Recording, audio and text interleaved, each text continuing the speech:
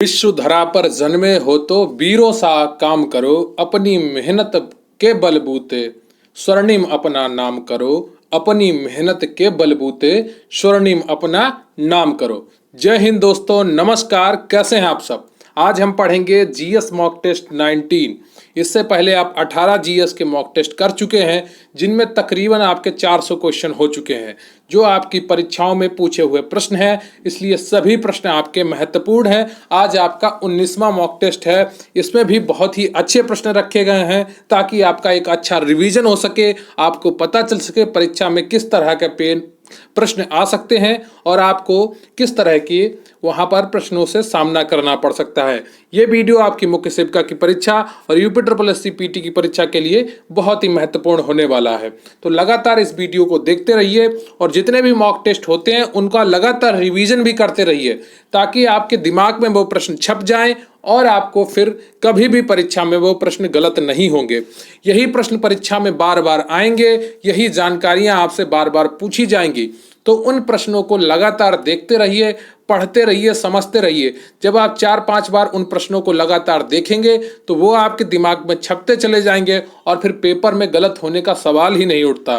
तो चलिए बिना वक्त गवाए शुरू करते हैं आज का वीडियो।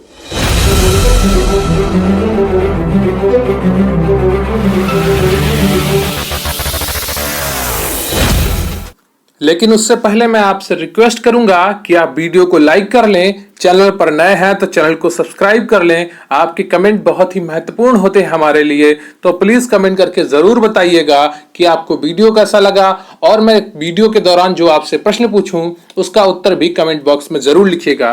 टेलीग्राम चैनल पर आप हमें ज्वाइन कर सकते हैं, इसका लिंक आपको डिस्क्रिप्शन बॉक्स में मिल जाएगा। और प्लीज वीडियो अंत तक देखें। तो पहला प्रश्न है आपका, कश्मीर के इतिहास से कौन सी पुस्तक संबंधित है? जीएस मॉक टेस्ट 19 में आपका पहला प्रश्न है, कश्मीर के इतिहास से कौन सी पुस्तक संबंधित है? बताइए। राजतरंगिणी है, या पंचतंत्र है, या विक्रमोर्वशीय है, या मलविकाग्निमित्रम है? बताइए कौन सी पुस्तक जो है कश्मीर के इतिहास से संबंधित है? ABCD में कौन सा ऑप्शन आपका सही होगा? बताइए। तो कश्मीर के इतिहास से आपकी राजतरंगिणी संबंधित है। एक का ऑप्शन ए बिल्कुल सही है। तो राजतरंगिणी कश्मीर के इतिहास से संबंधित है, इसे कल्हड़ ने लिखा है। कई बार परीक्षाओं में पूछा है कि कल्हड़ ने कौन सी पुस्तक लिखी है जो कश्मीर के इतिहास से संबंधित है। इस तरह से भी प्रश्न आया। कई बार लेखक का नाम पूछ लिया कि राजतरंगिणी के लेखक कौन है, या कल्हड़ ने निम्न में से कौन सी पुस्तक लिखी है। तो राजतरंगिणी बहुत ही इंपॉर्टेंट पुस्तक है, इसका नाम आप जरूर याद रखिएगा। और ये कश्मीर के इतिहास पर है और कल्हड़ द्वारा रचित है। ये 3 पॉइंट आपको याद रखने हैं। क्लियर है आपको? अगला प्रश्न है आपका, तृतीय बौद्ध संगीति किसके काल में हुई थी? बताइए। तृतीय बौद्ध संगीति किसके काल में हुई थी? अशोक के काल में, या कालाशोक के काल में, या कनिष्क के काल में, या अजातशत्रु के काल में? बताइए। तृतीय बौद्ध संगीति किसके काल में हुई थी? अशोक के काल में, कालाशोक के काल में, या कनिष्क के काल में, या अजातशत्रु के काल में? तो तृतीय बौद्ध संगीति आपका ABCD में कौन सा ऑप्शन हो जाएगा? ए, अशोक के काल में हुई थी। जो तृतीय बौद्ध संगीति थी आपकी अशोक के काल में हुई थी। क्लियर है आपको? तो तृतीय बौद्ध संगीति पाटलिपुत्र में अशोक के काल में हुई थी। तृतीय बौद्ध संगीति के अध्यक्ष मोगलीपुत्र तिस्स थे। तो आपके बौद्ध संगीतियों के अध्यक्ष पूछे जा सकते हैं, या कहां पर हुई ये पूछा जा सकता है, या किसके काल में हुई, कौन से शासक के समय में हुई। तो अशोक के समय में हुई, पाटलिपुत्र में हुई, और इसका अध्यक्ष कौन था? मोगलीपुत्र तिस्स था। क्लियर है आपको? बौद्ध संगीतियों के बारे में आपको पूरा एंशिएंट हिस्ट्री में, भारत की प्राचीन इतिहास में पढ़ाया जा चुका है। तो उन वीडियोज को देखकर अपना प्राचीन इतिहास मजबूत करिए, फिर आपके ये प्रश्न बहुत ही आसानी से होते जाएंगे। आपका अगला प्रश्न है, उत्तर वैदिक काल के लोगों की आजीविका का प्रमुख साधन था? बताइए। उत्तर वैदिक काल के लोगों की आजीविका का प्रमुख साधन था। ए, मछली पकड़ना, बी, शिकार करना, सी, कृषि, डी, पशुपालन? बताइए इनमें से कौन सा ऑप्शन आपका सही है? उत्तर वैदिक काल के लोगों की आजीविका का प्रमुख साधन था। तो इसका सही उत्तर है आपका तीसरे का सी, कृषि। क्या? कृषि। उत्तर वैदिक काल के लोगों की आजीविका का प्रमुख साधन कृषि था। क्लियर है आपको? तो उत्तर वैदिक काल के दौरान कृषि आजीविका के प्रमुख साधनों के रूप में उभरी। वनों के बड़े क्षेत्रों को वृक्षों को जलाकर साफ किया गया, जिसका उल्लेख शतपथ ब्राह्मण में मिलता है। उत्तर वैदिक काल में खेती हल से की जाती थी। किससे की जाती थी? हल से की जाती थी। क्लियर है आपको? आपका अगला प्रश्न है, गुप्त वंश के निम्नलिखित में से किस राजा ने कविराज की उपाधि धारण की थी? बताइए, गुप्त वंश के निम्नलिखित में से किस राजा ने कविराज की उपाधि धारण की थी? चंद्रगुप्त प्रथम ने, या कुमारगुप्त ने, या समुद्रगुप्त ने, या स्कंदगुप्त ने? बताइए इनमें से कौन सा ऑप्शन आपका सही है? गुप्त वंश के निम्नलिखित में से किस राजा ने कविराज की उपाधि धारण की थी? ABCD में कौन सा ऑप्शन आपका सही हो जाएगा? तो चौथे का आपका ऑप्शन सही है C। समुद्रगुप्त जो था, जिसे भारत का नेपोलियन भी कहा जाता है, उसने गुप्त वंश के निम्नलिखित कविराज की उपाधि धारण की थी। क्लियर है आपको? 4 क्वेश्चन आपके सही हो गए। तो चौथे का C ऑप्शन आपका सही है। तो समुद्रगुप्त ने कविराज, कवियों का राजा की उपाधि धारण की। वे एक वीणा वादक थे। क्या थे? वीणा वादक थे। इसे भारत का नेपोलियन भी कहा जाता है। आपका अगला प्रश्न है, शेर शाह सूरी ने किसके सिक्के चलवाए? बताइए, शेर शाह सूरी ने किसके सिक्के चलवाए? सोने और चांदी के, या सोने और तांबे के, या तांबे और चांदी के, या सोने चांदी और तांबे तीनों के? बताइए, शेर शाह सूरी ने किसके सिक्के चलवाए? सोने और चांदी के, या सोने और तांबे के, या तांबे और चांदी के, या सोने चांदी और तांबे तीनों के? बताइए इनमें से कौन सा ऑप्शन आपका सही है? तो पांचवें का आपका ऑप्शन सही हो जाएगा D, सोने चांदी और तांबे तीनों के। क्लियर है आपको? तीनों के सिक्के शेर शाह सूरी ने चलवाए थे। तो शेर शाह सूरी ने सोने चांदी और तांबे तीनों के सिक्के चलवाए थे। क्लियर है आपको? आपका अगला प्रश्न है, पुरंदर की संधि मराठा और मुगलों के बीच हुई। इसमें मुगलों की तरफ से किसने संधि की थी? बताइए, आपका प्रश्न है, पुरंदर की संधि मराठा और मुगलों के बीच हुई। इसमें मुगलों की तरफ से किसने संधि की? ऑप्शन ए जयसिंह प्रथम, ऑप्शन बी जयसिंह द्वितीय, option C Amar Singh, option D इनमें से कोई नहीं। बताइए इनमें से कौन सा ऑप्शन आपका सही है? पुरंदर की संधि मराठा और मुगलों के बीच हुई। इसमें मुगलों की तरफ से किसने संधि की थी? तो छठे का सही उत्तर क्या हो जाएगा? ए ऑप्शन, जयसिंह प्रथम ने की थी। क्लियर है आपको? जयसिंह प्रथम ने पुरंदर की संधि मराठा और मुगलों के बीच हुई थी। इसमें मुगलों की तरफ से जयसिंह प्रथम ने संधि की थी। क्लियर है आपको? तो पुरंदर की संधि 11 जून 1665 को हुई। यह मराठा और मुगलों के बीच हुई। इसमें मुगलों की तरफ से जयसिंह प्रथम थे। इसके बाद शिवाजी को अपने कई किले मुगलों को देने पड़े। इस संधि के बाद क्या हुआ? शिवाजी को अपने कई किले मुगलों को देने पड़े। तो पुरंदर की संधि कब हुई? 11 जून 1665 के बीच को हुई। किसके मध्य हुई? मराठा और मुगलों के मध्य हुई। ये बहुत ही इंपॉर्टेंट पॉइंट है, इसको आप याद रखिएगा। पुरंदर की संधि कब हुई? 11 जून 1665। तारीख याद रखें या ना रखें, पर सन जरूर याद रखिएगा। पुरंदर की संधि 1665 में मराठा और मुगलों के बीच में। पुरंदर किसका पर्यायवाची है? कमेंट बॉक्स में जरूर बताइएगा, और उनके 4 अन्य पर्यायवाची भी लिखिएगा। ठीक है, आज का आपका प्रश्न है कि पुरंदर किसका पर्यायवाची है? कमेंट बॉक्स में उनके 4 अन्य पर्यायवाची भी लिखिएगा, याद रखिएगा। ठीक है, पुरंदर के 4 पर्यायवाची आज आपको कमेंट बॉक्स में लिखने हैं। आपका अगला प्रश्न है, 1576 का वर्ष किस युद्ध के लिए प्रसिद्ध है? हल्दी घाटी का युद्ध, तराइन का युद्ध, पानीपत का द्वितीय युद्ध, या इनमें से कोई नहीं? बताइए इनमें से कौन सा ऑप्शन आपका सही है ABCD में?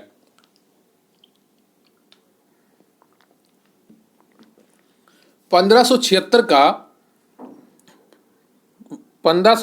का किस युद्ध के लिए प्रसिद्ध है? बताइए, 1576 का वर्ष किस युद्ध के लिए प्रसिद्ध है?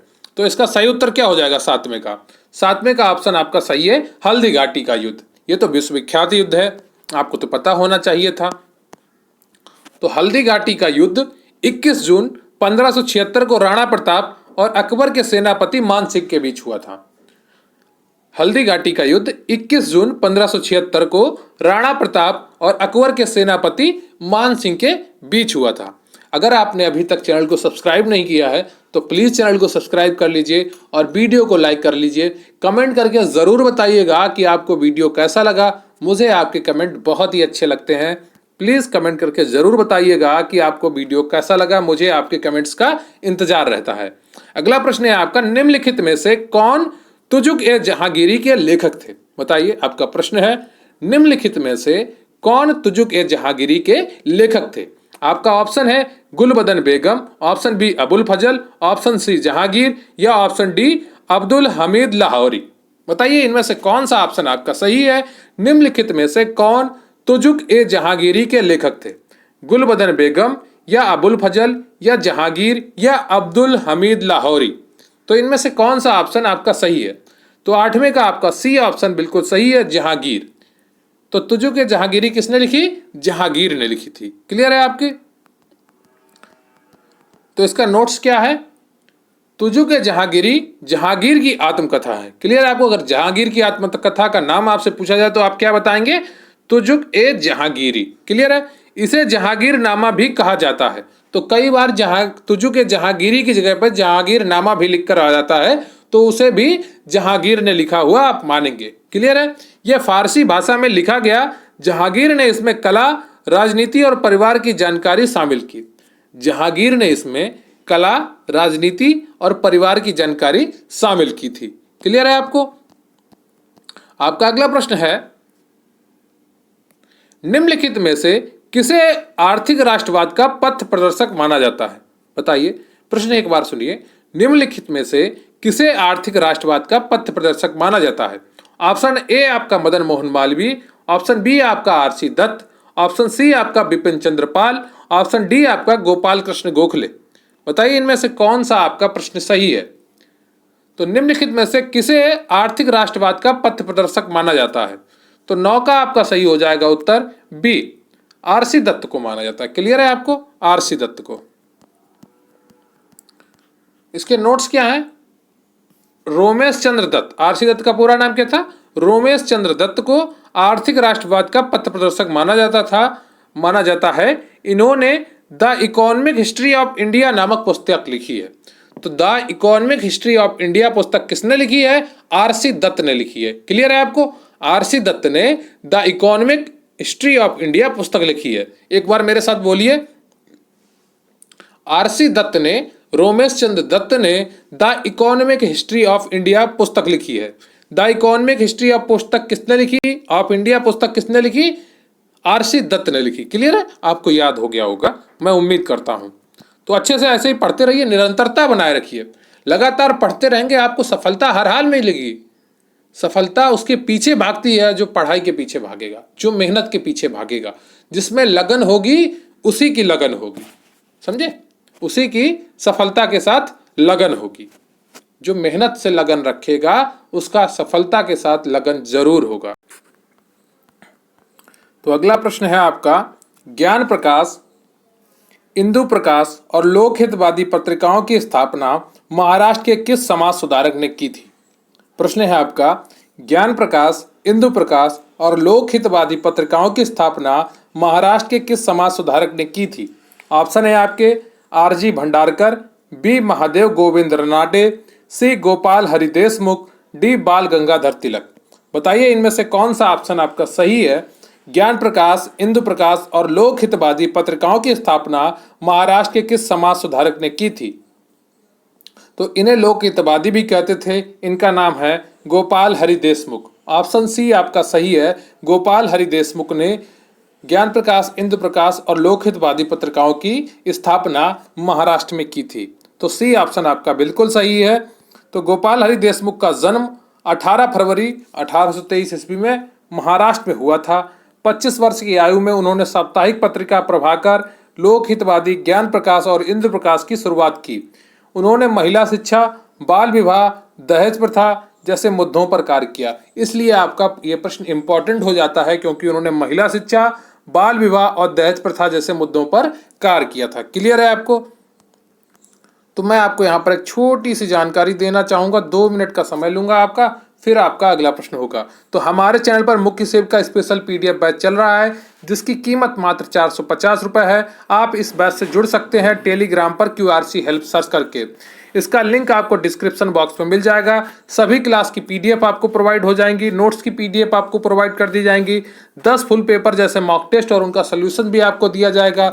इसके अलावा आपको जितने भी सब्जेक्ट होंगे आपके ऑफिशियल सिलेबस में, उन सब की PDFs आपको प्रोवाइड कराई जाएंगी। इसके अलावा आपको करेंट्स की PDF भी प्रोवाइड कराई जाएंगी। तो अगर आपने सपना देखा है मुख्य सेविका भर्ती में अपना सिलेक्शन पक्का करने का, आप दृढ़ संकल्पित होकर पढ़ना चाहते हैं, तो इस गरिमा बैच से जरूर जुड़ें और अब नौकरी पाकर अपनी गरिमा बढ़ाएं, अपना सम्मान बढ़ाएं और अपनी इज्जत बढ़ाएं। तो अगर आप में दृढ़ संकल्प है कि मुझे ये नौकरी हर हाल में पानी है और आपको एक अच्छे मार्गदर्शन की जरूरत है, आप एक अच्छे साधनों के साथ पढ़ना चाहते हैं, अच्छे कंटेंट को पाना चाहते हैं, तो मात्र 450 रुपये में आप इस बैच से जुड़ सकते हैं। क्लियर है आपको? तो अगला प्रश्न है आपका, 1931 के कराची अधिवेशन में मौलिक अधिकारों को ड्राफ्ट किसने तैयार किया था? बताइए। 1931 के कराची अधिवेशन में मौलिक अधिकारों का ड्राफ्ट किसने तैयार किया था? जवाहरलाल नेहरू ने, या आचार्य नरेंद्र देव ने, या सुभाष चंद्र बोस ने, या मौलाना अबुल कलाम आजाद ने? बताइए ABCD में कौन सा ऑप्शन आपका सही है। तो 1931 के कराची अधिवेशन में मौलिक अधिकारों का ड्राफ्ट किसने तैयार किया था? तो 11वें का ऑप्शन A आपका बिल्कुल सही है, जवाहरलाल नेहरू ने। किसने? जवाहरलाल नेहरू ने तैयार किया था। तो नोट्स के क्या होंगे? 1931 में कांग्रेस की बैठक कराची में हुई। इस बैठक की अध्यक्षता सरदार वल्लभ भाई पटेल ने की थी। इस अधिवेशन में मौलिक अधिकार और राष्ट्रीय आर्थिक प्रोग्राम पर प्रस्ताव पारित किए गए। क्लियर है आपको? आपका अगला प्रश्न है, भारत के संविधान में मताधिकार की आयु कौन से संविधान संशोधन के बाद 21 से घटाकर 18 कर दी गई?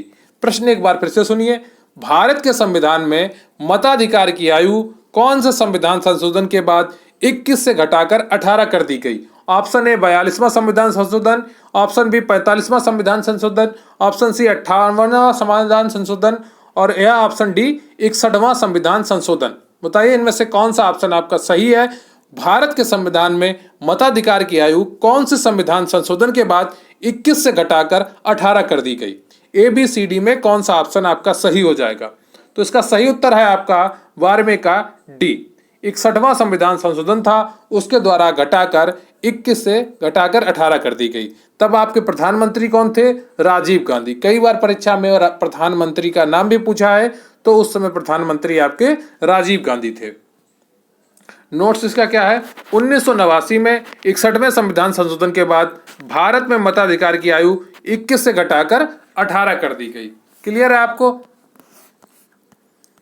अब आपका अगला प्रश्न है, भारत के कितने पूर्व राष्ट्रपतियों को भारत रत्न मिल चुका है? बताइए, भारत के कितने पूर्व राष्ट्रपतियों को भारत रत्न मिल चुका है? ऑप्शन है आपके 3, 5, 6, 8। तो इनमें से कौन सा ऑप्शन आपका सही होगा? तो 13वें का आपका ऑप्शन सही हो जाएगा बी। भारत के पूर्व 5 राष्ट्रपतियों को भारत रत्न मिल चुका है। उनके नाम क्या क्या हैं? तो सर्वपल्ली राधाकृष्णन, और फिर राजेंद्र प्रसाद, फिर जाकिर हुसैन, फिर APJ अब्दुल कलाम, फिर डॉक्टर VV गिरी। ऐसे पूर्व राष्ट्रपति हैं जिनको भारत रत्न भी दिया गया है। क्लियर है आपको? आपका अगला प्रश्न है, अनुच्छेद 19 में विशेष रूप से क्या उल्लेखित नहीं है? बताइए, अनुच्छेद 19 में विशेष रूप से क्या उल्लेखित नहीं है? भाषण और अभिव्यक्ति की स्वतंत्रता है, या सभा की स्वतंत्रता, या संघ निर्माण की स्वतंत्रता, या प्रेस की स्वतंत्रता? बताइए, अनुच्छेद 19 में विशेष रूप से क्या उल्लेखित नहीं है? उल्लिखित नहीं है। ABCD में कौन सा ऑप्शन आपका सही होगा?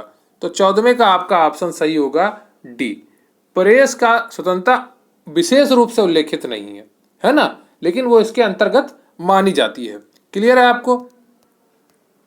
तो अनुच्छेद 19 में 6 तरह की स्वतंत्रताओं की बात की गई है।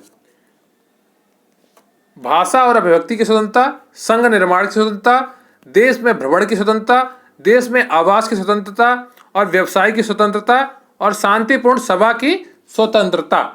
इतनी चीजें अनुच्छेद 19 में लिखी गई हैं। कहीं पर प्रेस नहीं लिखा गया है, प्रेस की स्वतंत्रता नहीं लिखा गया है, लेकिन उसे ये इसका जो पहला पार्ट है, भाषा और अभिव्यक्ति की स्वतंत्रता में प्रेस की स्वतंत्रता को माना जाता है। तो प्रश्न को ध्यान से पढ़िएगा। प्रश्न का ये लिखा है इसमें कि विशेष रूप से उल्लिखित नहीं है, मतलब स्पष्ट नहीं लिखा है। तो ऐसी कौन सी स्वतंत्रता है जिसके बारे में स्पष्ट नहीं लिखा है? तो जो प्रेस की स्वतंत्रता है इसके बारे में स्पष्ट रूप से संविधान के अनुच्छेद 19 में नहीं लिखा है। क्लियर है आपको? आपका अगला प्रश्न है, निम्नलिखित में से किस राज्य में भारतीय खगोलीय वेधशाला स्थित है? प्रश्न फिर से सुनिए, निम्नलिखित में से किस राज्य में भारतीय खगोलीय वेधशाला स्थित है? Option A Karnataka, B Uttar Pradesh, C Jammu Kashmir, D Bihar. बताइए इनमें से कौन सा ऑप्शन आपका सही होगा? तो इसका सही उत्तर होगा आपका, निम्नलिखित में से किस राज्य में भारतीय खगोलीय वेधशाला स्थित है? तो 15वें का आपका ऑप्शन कौन सा सही हो जाएगा? सी, जम्मू कश्मीर में स्थित है। क्लियर है आपको? तो भारतीय खगोलीय वेधशाला लेह में, लद्दाख, जम्मू और कश्मीर में स्थित है। यह भारतीय खगोल भौतिक संस्थान बेंगलोर द्वारा संचालित है। तो अब ये लद्दाख है, जम्मू कश्मीर इसका ऑप्शन नहीं होना चाहिए, क्योंकि अब लद्दाख और जम्मू कश्मीर अलग अलग हो गए। ये प्रश्न पुराना है तो इसलिए यहाँ पर जम्मू कश्मीर दिया गया है। ठीक है, अगला प्रश्न है आपका, अमरकंटक की पहाड़ियों से कौन सी नदी निकलती है? बताइए, बेतवा, ताप्ती, कृष्णा या नर्मदा? अमरकंटक की पहाड़ियों से कौन सी नदी निकलती है? तो अमरकंटक की पहाड़ियों से आपकी नर्मदा नदी निकलती है। डी ऑप्शन आपका बिल्कुल सही है। 16 का डी ऑप्शन आपका सही है। तो अमरकंटक की पहाड़ियों से 3 नदियां निकलती हैं। ये आप सोनम याद रखेंगे। क्या याद रखेंगे? सोनम। तीन नदियां कौन सी निकलती हैं? सो से सोन नदी, ना से नर्मदा नदी और मां से महानदी। ये तीनों कहां से निकलती हैं? अमरकंटक की पहाड़ियों से निकलती हैं। तो अमरकंटक की पहाड़ियों से कौन सी नदियां निकलती हैं? सोन नदी, नर्मदा नदी और महानदी। क्लियर है आपको? नर्मदा नदी मध्य प्रदेश में अमरकंटक की पहाड़ियों से निकलती है। बेतवा नदी विंध्याचल की पहाड़ियों से, जबकि ताप्ती नदी मध्य प्रदेश में सतपुड़ा से निकलती है। क्लियर है आपको? तो नर्मदा नदी कहां से निकलती है? मध्य प्रदेश में अमरकंटक की पहाड़ियों से निकलती है। बेतवा नदी विंध्याचल की पहाड़ियों से, जबकि ताप्ती नदी मध्य प्रदेश में सतपुड़ा से निकलती है। क्लियर है आपको? आपका अगला प्रश्न है, पांगोंग झील किस राज्य में स्थित है? बताइए, पांगोंग झील किस राज्य में स्थित है? सिक्किम में या असम में या बिहार में या जम्मू कश्मीर में? बताइए कौन सा ऑप्शन आपका सही है? पांगोंग झील किस राज्य में स्थित है? सिक्किम में या असम में या बिहार में या जम्मू कश्मीर में? तो 17वें का आपका ऑप्शन कौन सा सही हो जाएगा? डी आपका, पांगोंग झील आपका जम्मू कश्मीर में स्थित है। क्लियर है आपको? तो पांगोंग झील आपकी जम्मू कश्मीर लद्दाख में स्थित है। यह झील 4350 मीटर की ऊंचाई पर स्थित है। तो यह प्रश्न पुराना है इसलिए यहाँ पर जम्मू कश्मीर लिखा है। अब यहाँ पर लद्दाख लिख के आ सकता है। ठीक है, तो आप यहाँ पर लद्दाख तैयार रखेंगे क्योंकि प्रश्न पुराना है। मैं आपको स्पष्ट बता देना चाहता था, आप पुराना प्रश्न देखते तो उससे डिस्टर्ब होते, इसलिए आप कहते आके कि वहाँ पर तो जम्मू कश्मीर लिखा है, लेकिन ये अब लद्दाख माना जाएगा क्योंकि लद्दाख और जम्मू कश्मीर दोनों अलग अलग हो गए हैं। क्लियर है? दोनों केंद्र शासित प्रदेश बन गए हैं। भारत का सबसे बड़ा कॉफी उत्पादक राज्य कौन सा है? बताइए, तमिलनाडु है या आंध्र प्रदेश है या कर्नाटक है या केरल है? भारत का सबसे बड़ा कॉफी उत्पादक राज्य कौन सा है? तो 18वें का आपका कौन सा ऑप्शन सही हो जाएगा? सी, कर्नाटक राज्य जो है आपका भारत का सबसे बड़ा कॉफी उत्पादक राज्य है। क्लियर है आपको? तो कर्नाटक भारत का सबसे बड़ा कॉफी उत्पादक राज्य है। इसके बाद केरल और तमिलनाडु में सर्वाधिक कॉफी उत्पादन किया जाता है। क्लियर है? अगला प्रश्न है आपका, जोजिला दर्रा देश के किस राज्य में स्थित है? Option A Jammu Kashmir, option B Sikkim, option C Uttarakhand, option D Arunachal Pradesh. बताइए जोजिला दर्रा देश के किस राज्य में स्थित है? जम्मू कश्मीर, सिक्किम, उत्तराखंड या अरुणाचल प्रदेश? तो इसका सही उत्तर क्या हो जाएगा आपका 19 का? A option Jammu Kashmir. Clear है आपको? जम्मू कश्मीर में स्थित है जोजिला दर्रा आपका। क्लियर है? तो जोजिला दर्रा आपका जम्मू कश्मीर में सोनमर्ग के समीप स्थित है। यह 3528 मीटर की ऊंचाई पर स्थित है। यह दर्रा लद्दाख और कश्मीर को जोड़ता है। ये दर्रा आपको लद्दाख को और कश्मीर को जोड़ता है। क्लियर है आपको? आपका अगला प्रश्न है, विश्व गौरैया दिवस कब मनाया जाता है? 18 मार्च या 19 मार्च या 20 मार्च या 22 मार्च? बताइए, विश्व गौरैया दिवस कब मनाया जाता है? 18 मार्च, 19 मार्च या 20 मार्च या 22 मार्च? तो 20 का आपका ऑप्शन सही हो जाएगा सी, 20 मार्च को विश्व गौरैया दिवस मनाया जाता है। तो ये आपके लिए महत्वपूर्ण प्रश्न जो 20 थे वो मैंने आपको कराए। कमेंट करके जरूर बताइएगा आपके कौन कौन से प्रश्न सही हुए हैं। विश्व गौरैया दिवस 20 मार्च को मनाया जाता है। गौरैया की घटती संख्या को लेकर यह दिवस मनाया जाने लगा और साल 2010 में पहली बार विश्व गौरैया दिवस मनाया गया। रिपोर्ट्स के अनुसार गौरैया की संख्या में करीब 60% की कमी आई है। इस दिवस का उद्देश्य गौरैया चिड़िया का संरक्षण करना है। ठीक है, तो इस दिवस का उद्देश्य क्या है? गौरैया चिड़िया का संरक्षण करना। तो आज आपको कमेंट बॉक्स में पुरंदर के 4 पर्यायवाची लिखने हैं। पुरंदर किसका पर्यायवाची है यह भी आपको बताना है। और आपको वीडियो कैसा लगा कमेंट बॉक्स में जरूर बताइएगा, मुझे आपके कमेंट्स का इंतजार रहता है। और प्लीज वीडियो को लाइक कर लीजिए और चैनल को सब्सक्राइब कर लीजिए। आपके लिए एक छोटी सी सूचना है कि हमारे चैनल पर मुख्य सेविका स्पेशल पीडीएफ बैच चल रहा है जिसका नाम है मुख्य सेविका गरिमा बैच। इस बैच की फीस मात्र 450 रुपए है। आप इससे जुड़ सकते हैं टेलीग्राम पर, QRC हेल्प सर्च करें टेलीग्राम पर, वहां पर आपको मैसेज करना है। ठीक है, या फिर आप डायरेक्ट इसका डिस्क्रिप्शन बॉक्स से लिंक ले सकते हैं। सभी क्लासेस की पीडीएफ आपको प्रोवाइड कर दी जाएंगी, नोट्स की पीडीएफ आपको प्रोवाइड कर दी जाएंगी, 10 फुल पेपर जैसे मॉक टेस्ट और उनका सॉल्यूशंस भी आपको कराया जाएगा। इसके अलावा आपके जितने भी सब्जेक्ट होंगे उन सबकी पीडीएफ भी आपको प्रोवाइड कराई जाएंगी। सभी पीडीएफ की क्वालिटी बहुत अच्छी होगी और करंट अफेयर्स की पीडीएफ भी आपको प्रोवाइड कराई जाएंगी। अगर आप में वाकई में संकल्पित हैं एक नौकरी के लिए, इसकी तैयारी कर रहे हैं और अपनी तैयारी में कुछ मजबूती देना चाहते हैं, एक अच्छा मार्गदर्शन में पढ़ाई करना चाहते हैं, तो जरूर जुड़े इस बैच से। 450 रुपए में मात्र आपकी परीक्षा तक की फीस है। एक बार में आपको 450 देना है और आपकी परीक्षा तक की ये फीस होगी। तो जरूर जुड़े और अपनी तैयारी को मजबूत करें।